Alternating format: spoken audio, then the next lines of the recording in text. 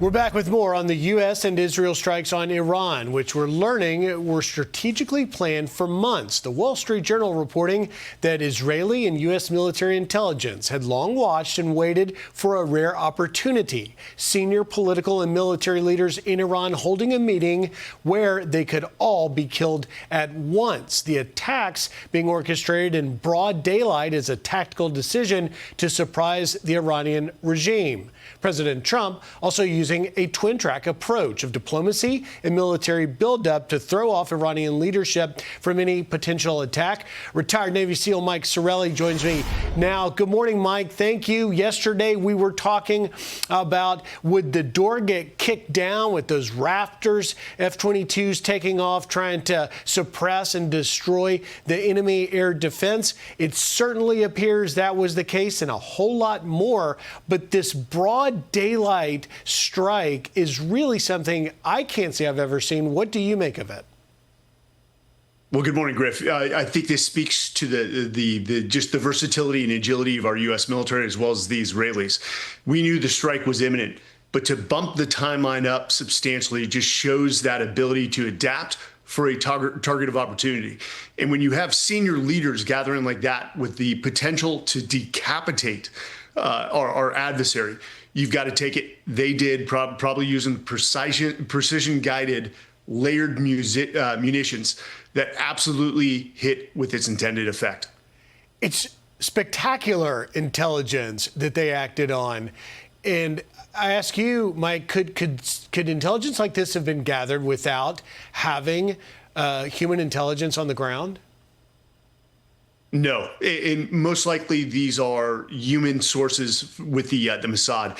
By nature of Israel being close and that Iran is one of their primary adversaries, we've got to believe that they have a deep network, a web of sources in Iran, whether that's Iranian civilians or even people within the regime themselves that just want to see this Islamic Republic thrown away. It doesn't mean they're pro-Israel, these sources.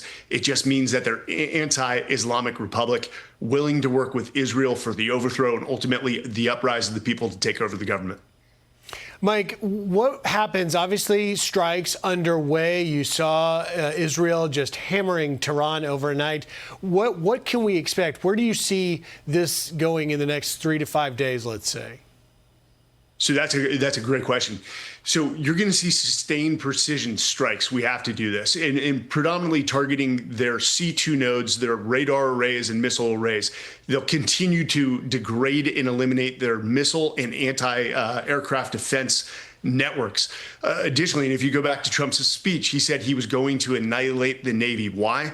Because the Strait of Hormuz is such a strategic maritime lane for oil and LNG exports that we have to control that. Iran has always had a heavy amount of minecraft layers. So we've got to knock those out early and quickly. But continue to nail the regime, go after the regime leadership, continue to go after the IRGC. And this is something that many people haven't mentioned, but you can guarantee that the Basij, sort of the Gestapo of Iran that has long suppressed the Iranian people, are on the target list. It's probably a priority. That's probably the last obstacle that the U.S. and Israel have to overcome in order to enable and embolden the people to rise up. It's such an important point, Mike. It's not just the IRGC, but the Basij that very deep. They've got 30, 40,000 strong in this militia. That must be dealt with as well.